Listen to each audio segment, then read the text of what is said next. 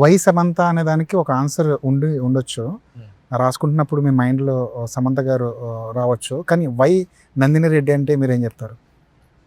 వీళ్ళు మంచి కాంబినేషన్ కదండి, మీరే చెప్పారు.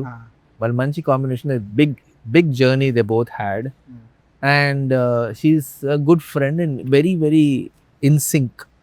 సో ఈజీ చాయిస్, ఇద్దరికి ఈజీ చాయిస్. శామ్ సజెస్ట్ చేసింది వెంటనే సెట్, గ్రేట్ ఐడియా, సెట్ అయిపోయింది. నందిని గారు మీకు ఎప్పుడైనా అనిపించిందంటే వై నేనెందుకు అని? నాకు అనిపించలేదండి, ఎందుకంటే నాకు తోపని కాదు, అట్లా తోపని కాదు, బట్ నేను కథ విన్న వెంటనే అంటే నా ఆన్సర్ నాకు వచ్చేసింది. రైట్.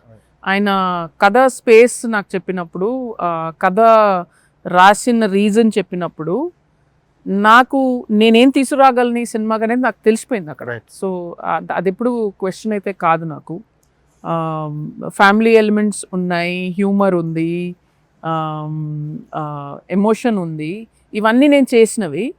నాకు కొత్తగా అనిపించింది, నన్ను అరే ఇది చేస్తే భలే ఉంటుంది అనిపించింది, నాకు యాక్షన్ మిక్స్ అయింది.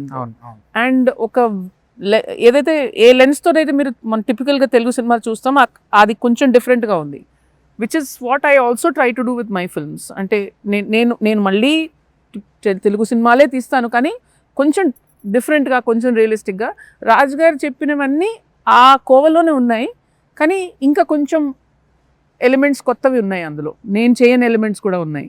So there was no discussion on that.